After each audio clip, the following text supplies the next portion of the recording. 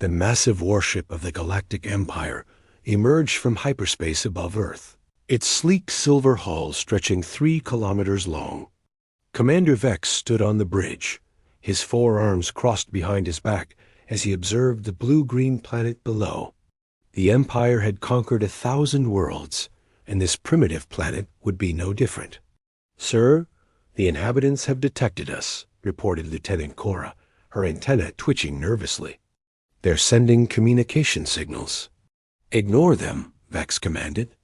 "Begin the standard subjugation protocol. Deploy the fear beacons." The fear beacons were the Empire's greatest psychological weapon. They projected waves of pure terror directly into the minds of any species, breaking their will before a single shot was fired. Every civilization had surrendered within minutes of exposure. The beacons activated, sending invisible waves toward Earth's surface. Vex waited for the inevitable calls of surrender. Instead, something unexpected happened. "Commander, we're receiving a transmission from the surface," Cora said, confusion evident in her voice. On the main screen appeared a human male in a simple military uniform. He looked tired but calm. "Alien vessel, this is General Adams of Earth Defense Command. Your psychological attack is ineffective. We've been dealing with anxiety and existential dread since we developed consciousness. Your fear waves feel like a typical Monday morning to us." Vex's jaw dropped. No species had ever resisted the fear beacons. "Fire the plasma cannons," he ordered quickly, trying to hide his surprise that the ship's weapons powered up, glowing with deadly energy. But before they could fire, something extraordinary happened. The space around the warship began to shimmer and bend. "Sir, our weapons are offline," shouted the weapons officer. "Something is interfering with our systems." On the screen, General Adams continued speaking. "Commander Vex, yes, we know your name. We've been listening to your communications since you entered our solar system. You see, humans have a unique trait. We're paranoid. We've been preparing for alien invasion since we first looked at the stars." The warship suddenly lurched. Through the viewports, Vex could see massive structures emerging from what appeared to be empty space. They were human ships, but they had been completely invisible moments before. "Cloaking technology?" Vex whispered. The Empire had tried to develop such technology for centuries without success. "Not just cloaking," Adams explained. "We bent light around our ships using artificial gravity wells. It's basic physics, really. We figured it out while trying to make better telescopes. The human ships were ugly, asymmetrical things that looked like they were built from scrap metal. But readings showed they were generating power levels that shouldn't be possible." "How?"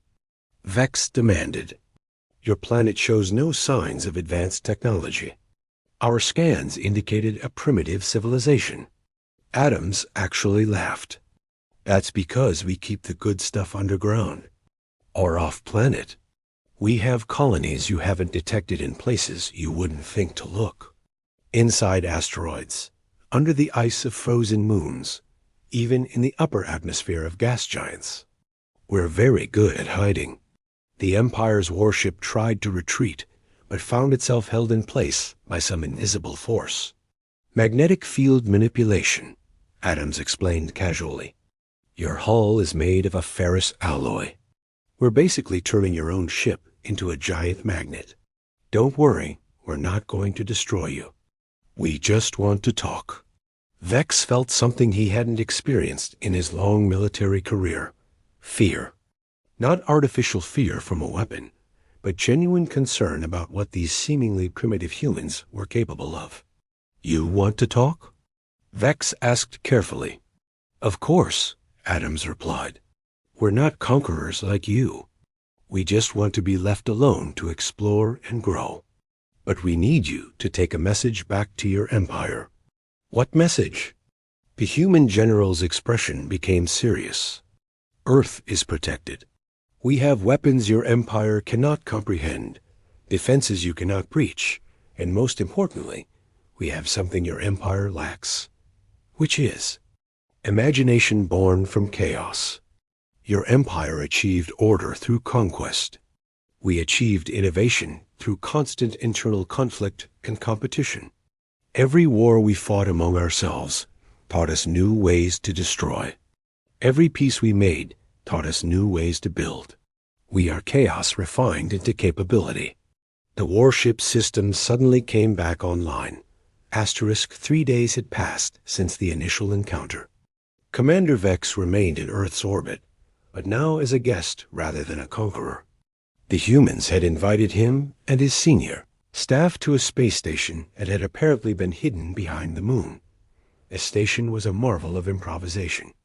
Vex could see sections that were clearly built using different technologies and materials, as if humanity had been constantly upgrading and adding to it without any central plan.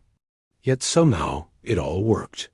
"Welcome to Workshop Station," said Dr. John Smith, the lead scientist assigned to show them around. He was an older human with wild gray hair and clothes that looked like they hadn't been changed in days. "Sorry about the mess. We're always building something new here." The tour group consisted of Vex, Lieutenant Cora, Science Officer Dex, and 3 other senior Empire officers. They walked through corridors lined with exposed pipes and cables, past laboratories where humans worked on projects that defied understanding. "This is our materials lab," Smith said, gesturing to a room where a young woman was manipulating what appeared to be liquid metal with her bare hands. "We developed programmable matter about 5 years ago. The molecules can be instructed to form any shape or density we need." "That's impossible," Science Officer Dex stated flatly. "The energy requirements alone would be astronomical." Smith grinned. "That's what we thought too. Then Lisa there figured out how to use quantum entanglement to borrow energy from parallel universes. We only take a tiny bit from each one, so small they'd never notice, but when you pull from a few trillion universes simultaneously, it adds up." The Empire officers exchanged worried glances. Parallel universe energy harvesting was theoretical even in the Empire's most advanced research facilities. They continued to another section where the walls were transparent, revealing the space outside. A human in what looked like a simple spacesuit was floating outside, but moving without any visible propulsion system. "Personal gravity manipulator," Smith explained before they could ask. "We miniaturized the same technology we use for our ship cloaking. That worker can create his own gravitational fields, essentially falling in whatever direction he wants to go." "How did you develop all this?" Vex asked. "Our records show humans only achieved spaceflight less than 200 years ago." Smith laughed, a sound that was becoming increasingly unsettling to the Empire officers. "You're right. But you know what we did have? Science fiction. For centuries before we could even fly, humans were imagining traveling to the stars.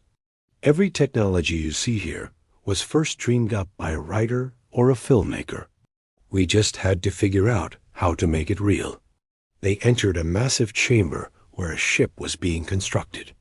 But instead of workers and machinery, the ship seemed to be building itself, pieces flowing together like water. "Nanoassembly," Smith explained. "Microscopic robots that can manipulate matter at the atomic level. We originally developed them to clean up pollution, but then someone figured out they could build things too. The Empire has tried to create such technology," Dex admitted reluctantly. "We failed." "That's because you were thinking too big," Smith said. "We started with simple biological systems, studied how our own cells replicate and repair themselves. Nature had already solved the problem. We just had to copy it and improve it." The tour continued to the weapons testing area. Here, Smith's demeanor became more serious. "I need to show you this so you understand what you're dealing with," he said. "But please understand, we don't want to use these weapons. We created them because we were afraid of what might be out there. Turns out, we were right to be afraid.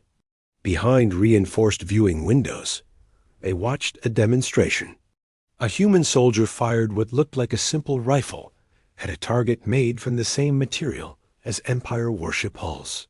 The rifle made no sound, produced no visible beam or projectile. The target simply ceased to exist. What happened?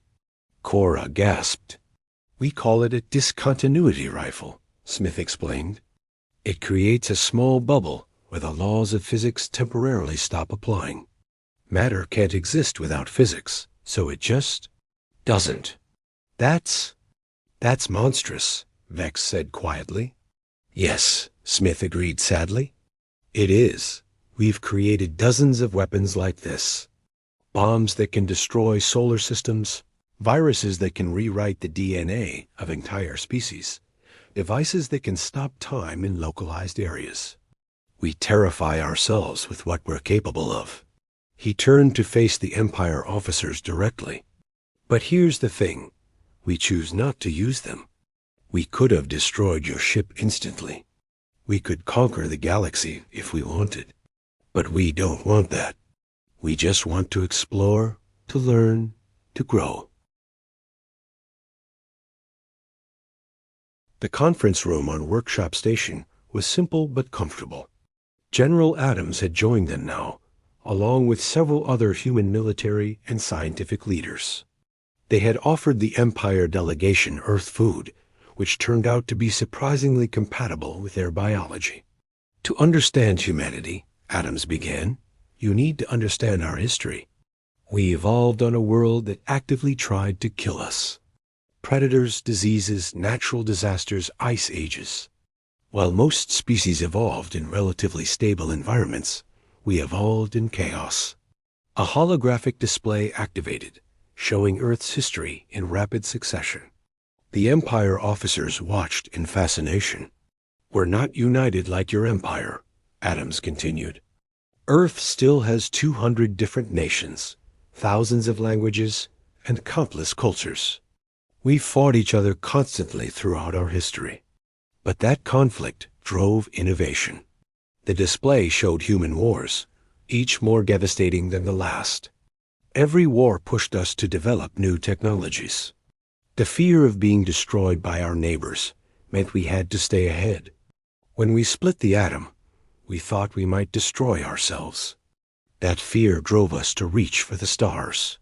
Dr. Smith took over the presentation. "The interesting part is what happened when we finally detected signs of alien life, about 50 years ago. Not direct contact, just distant signals that proved we weren't alone." The display showed images of Earth from that time period. Every nation on Earth immediately started their own secret programs to prepare for potential contact. Not together, but separately. The Americans worked on energy weapons, the Russians on defensive shields, the Chinese on artificial intelligence, the Europeans on biotechnology, and so on. "You didn't cooperate?" Vex asked, incredulous. "Not at first," Adams admitted. "But here's where it gets interesting.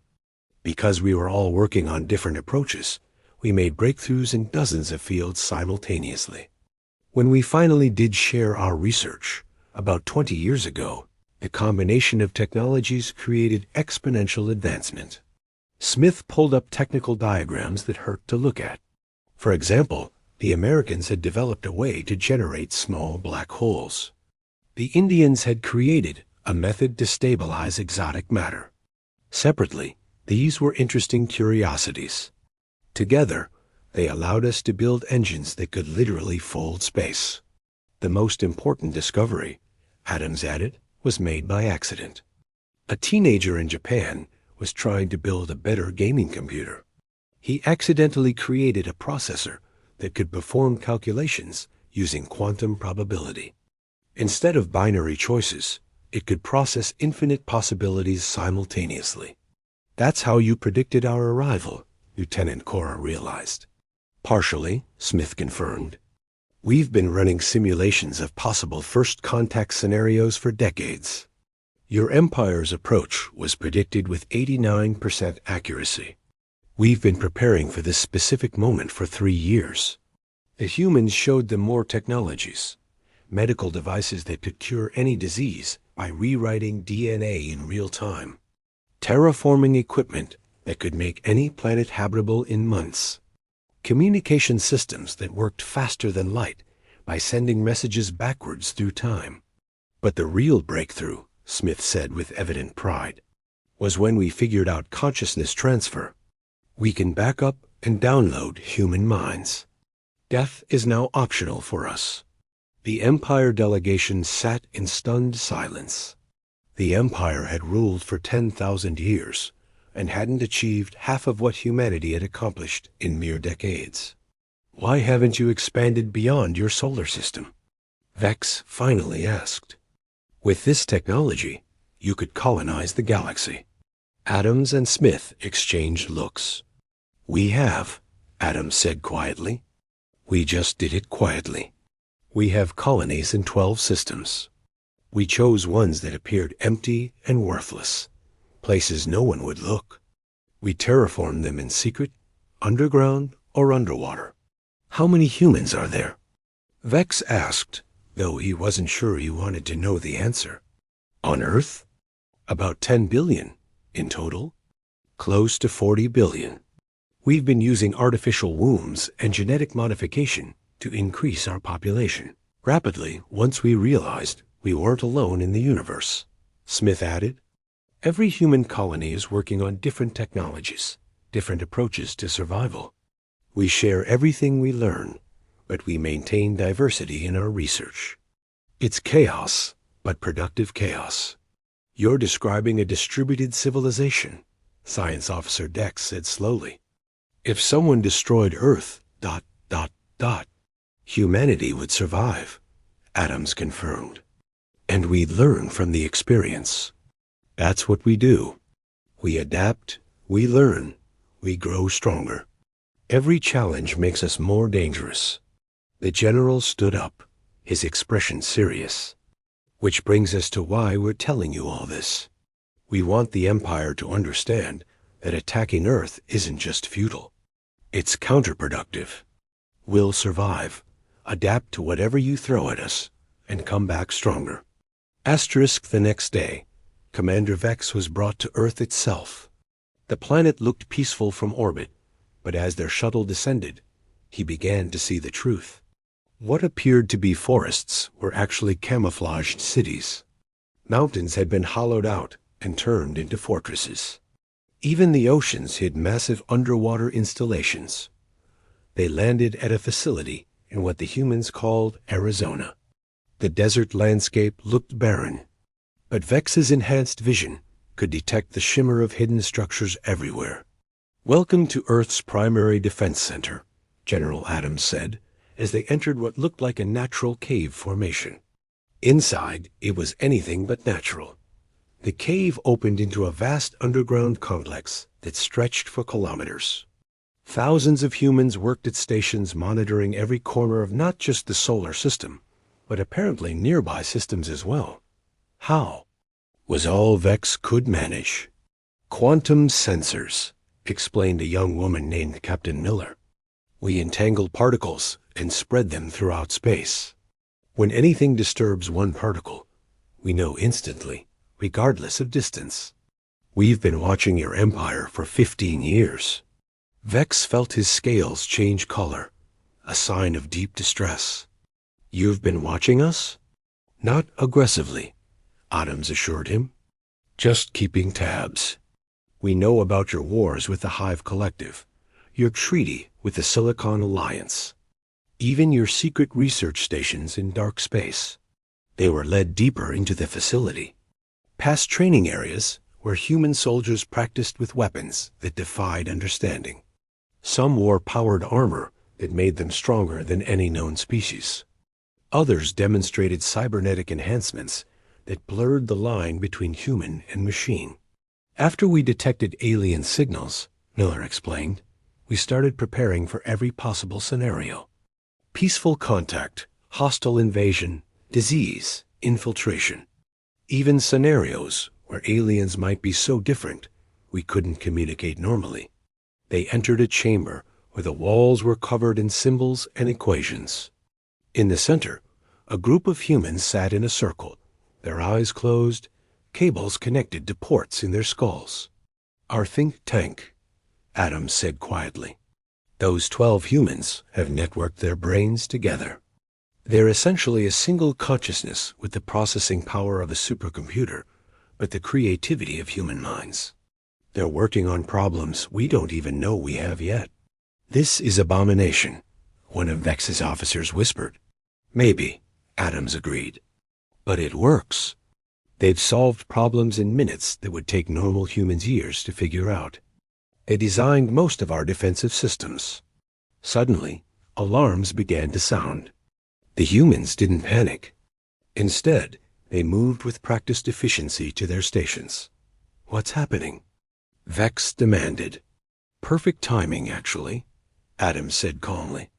"Your empire sent a probe to scan Earth while you've been here. We detected it 3 days ago, but we let it come. Watch this." On the main screen, they could see a small Empire probe approaching Earth. It was using the most advanced stealth technology the Empire had. But the humans tracked it easily. "Now we could destroy it," Adams said. "But that would be aggressive. Instead, ... The probe suddenly stopped functioning. It didn't explode or break apart. It simply stopped. "We've isolated it in a temporal bubble," Miller explained. "Time is moving extremely slowly for it. From its perspective, it's still functioning normally, but a second for it is about a year for us. We can study it completely, understand all your technology, and then let it go. To your empire, it will seem like a brief malfunction." Vex realized the implications. "You could do that to our ships, to our worlds." "We could," Adams confirmed. "But we won't. Not unless we're forced to. We're showing you all this because we want peace. But we need your empire to understand that peace isn't being offered from a position of weakness." They were taken to one final location, a school. Human children were learning, but not like any education Vex had seen. They were designing starships, solving complex physics problems, creating art that incorporated mathematical principles. "Every human child learns about the universe from age 5, explained the teacher. "Mrs. Brown, we teach them that anything is possible if you can imagine it and work hard enough to make it real. These children will surpass us, just as we surpassed our parents." One child, no more than 10 years old, approached Vex without fear. "Are you really an alien?" she asked excitedly. "I designed a translation system for your language." "Want to see?" The child pulled out a device she had apparently built herself. It was crude but functional, already analyzing and improving on the translation systems the adults were using. Asterisk. Commander Vex stood before the Empire's High Council, the recording of his visit to Earth playing on massive screens around the council chamber. The 12 supreme leaders of the Empire watched in silence as humanity's capabilities were revealed. "This is fabrication," insisted Counselor Tor, his tentacles writhing in agitation. "No species could advance so quickly. They must have stolen technology from someone else." "I thought the same," Vex admitted. "So I had Science Officer Dex verify everything. The humans allowed us to examine their technology, even gave us demonstrations. It's all real, and it's all their creation." Counselor Zara, the eldest member of the council, spoke slowly. "If what you show us is true, humanity represents either our greatest threat or our greatest opportunity." "They claim they want peace," Vex reported. "They say they have no interest in conquest, only in exploration and knowledge." "That's what we said once," Counselor Tor countered. "Before we grew strong enough to take what we wanted. Why should humans be different?" Vex had been thinking about this question since leaving Earth. Because they're already strong enough to take whatever they want, and they choose not to. They could have destroyed my ship, killed my crew, conquered our outer colonies before we even knew they existed. Instead, They invited us to talk. The council deliberated for hours. Some argued for a preemptive strike, others for immediate alliance, still others for isolation. Finally, Counselor Zara called for order. "We have ruled through fear and force for millennia," she said.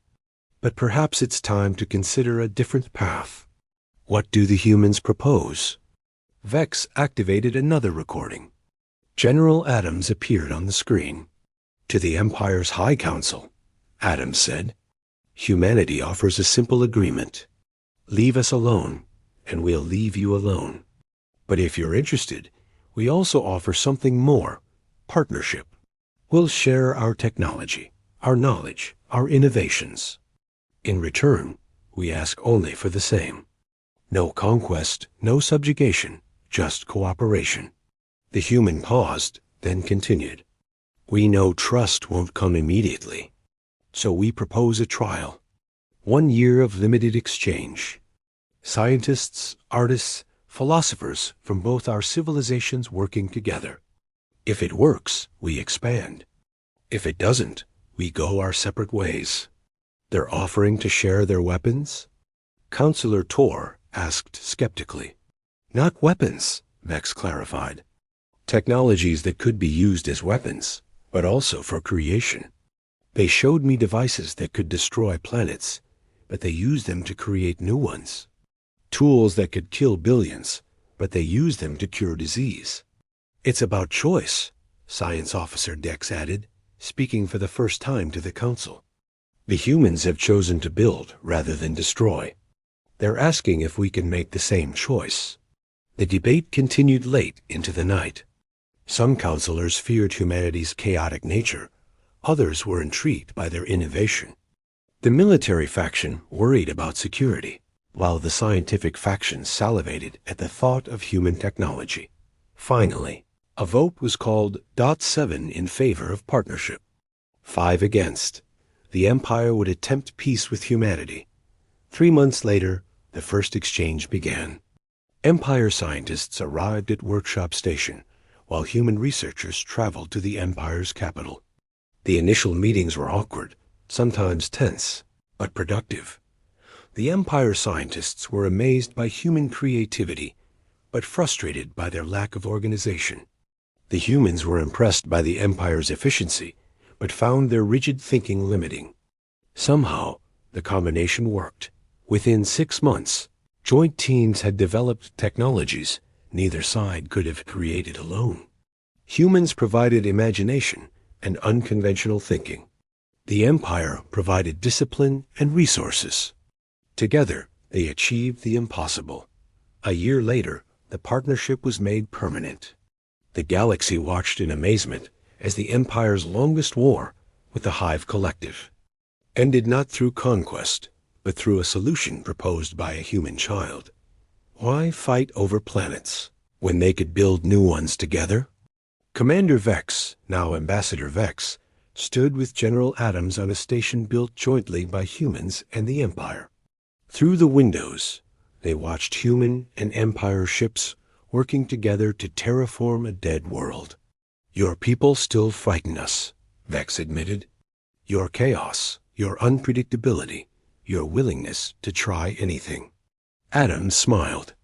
"Good. A little fear keeps everyone honest. But you've taught us something too. Structure, patience, thinking beyond the next innovation to consider consequences. Do you think this will last?"